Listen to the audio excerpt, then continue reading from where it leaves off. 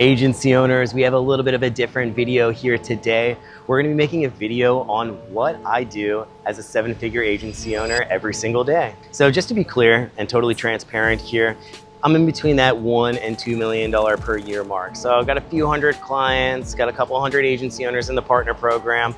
So I'm not a massively large agency owner, but having worked with a ton of agency owners, I normally find that if you're an agency owner between that $1 and say $5 million a year mark, you're normally working in the agency as the CEO, whether that be in sales or, business development, whatever you call it. You're normally working inside the business in one way, shape, form. Do we have to, or do I have to? I don't have to.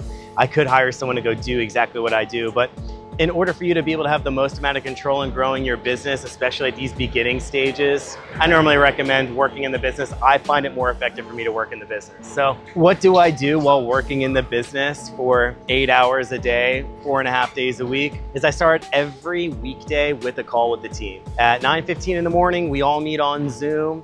And every single person from the team, from the media buyers, the integration specialists, the account managers, everyone gets a chance to go speak their piece. Anything that they needed from anyone in the department, this is the time to be able to hop on the line and be able to discuss it out loud with everyone there. If you have a remote team, being able to get everyone together in like one setting, one Zoom call is really important for that team function. So you don't want to micromanage your people and people don't want to be micromanaged, but there's got to be some type of unity together when you have a remote team. So we meet at 9:15 in the morning. Like I said, we go through everything that we need from each other. We go through any builds that are about to go into queue. There's normally anywhere from 1 to 3 builds that go into queue with an agency our size. So I go through the details about the business. I go through what their offers are, what their ad spend is, anything that I remember from the onboarding call that would be useful to go share with the media buyers and the account managers. So I review all those details, and normally that morning meeting ends at around 10 o'clock in the morning. After that, from 10 a.m. to let's just say 3:30 p.m., I have the calendar open to do one of 2 different types of phone calls normally. Either an intro call or an onboarding call. So intro calls are normally calls that I have with prospects that have filled out a form on our Meta ads, our TikTok ads, or have gone to our website and filled out a web form to speak with us. They have to fill out a form and then book on our Calendly link, and then that Calendly link generates a Zoom link. We all meet together on this Zoom call. Those intro calls, I normally show up and I say exactly this. Hey, I'm Joe, I'm the owner of the business, and we're speaking here today because you filled out a form on Facebook or Instagram to talk to us about a white label paid ads relationship. Can you tell me a little about your agency so I can get an idea if this is a fit? You're like, does that sound scripted? Yes. I've said the same thing thousands of times. I'm literally not making up anything different. It's just the same thing over and over and over again because it works. So I go through this process with them. They tell me about their business. I share my screen with them. I show them what we do. At the end of the call, I ask them if they want to join our partner program. Like I said, these calls are normally not 100% going to me. They're normally shared, let's just say 50% with my operations manager. She takes about half, I take about half. I like taking these types of calls because if they get to speak with the owner of the business before they get to sign up, it just has a different type of effect.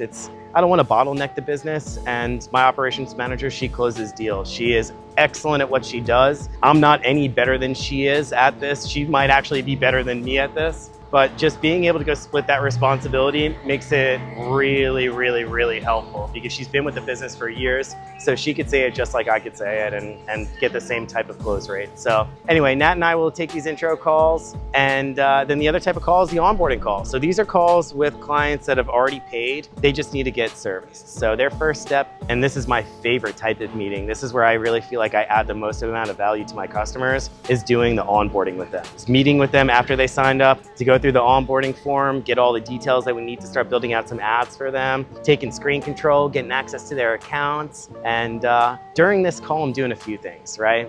I'm getting the ability to craft their strategy, and I've been running ads for 8-9 years. I've spent over $30 million in ads. I've serviced over 3,000 customers. So I've done this a lot of times. And so I'm able to go bring my experience to the table. And since I'm on my 100th roofing business and my 100th dental practice, I'm very rarely creating a brand new strategy out of thin air. I'm recycling strategies that already work for other clients. So like I said, these onboarding calls, they give me the ability to apply my expertise to the clients and be able to go set them out in the right direction.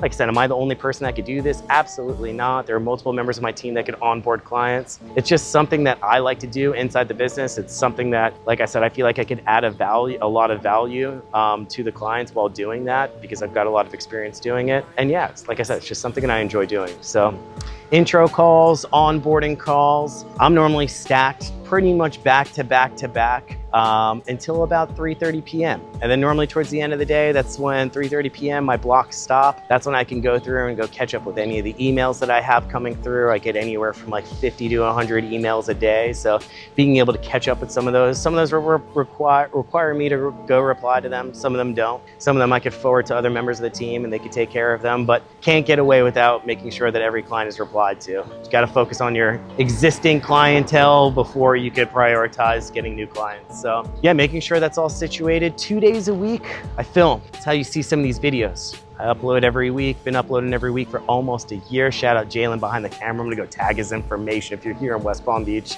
and you need an expert videographer, you could hit him up. But he's the man. He comes here Tuesdays and Thursdays for about an hour so he can go film some content. I come to the table with like 2 to 3 different videos, topics each time. Some of them are case studies.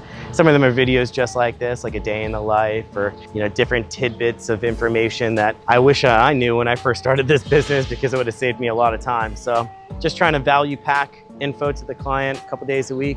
And then that's pretty much it. I don't stress myself out too much because this business is very stressful. The bigger you get, the more clients you get, the more clients you lose. And every time that you lose a client, I don't care who you are, if you care about your customers, you take it personally. And I take every one of the clients that we lose personally. I feel like there's always something that we could have done to save them, get them better results, make them feel better about the process, but you just can't please everyone. And when I speak with other agency owners, a lot of them, they look exhausted. They look beat down, and I don't blame them, because this business can absolutely beat you down to your core. But you can't take it personally. If you don't take it personally, if you go ahead and put in your 100% towards these clients, give your best effort, that's about as much as that you can do. And that's it. Like I said, not everyone's gonna be a fit. You can't win 100% of the time with all the clients too. It's just another factor of it. There's a success rate for a reason. So yeah, just as a recap, during the day, I live by a schedule. It's Monday through Thursday, half days on Fridays. By the time that I reach around 12 o'clock on Fridays, I'm out for the weekend. The clients know that. I have the whole team leave at around half day on Friday so that they can go enjoy the same benefit. And that's for a variety of reasons. You want to make sure that the people on your team are happy.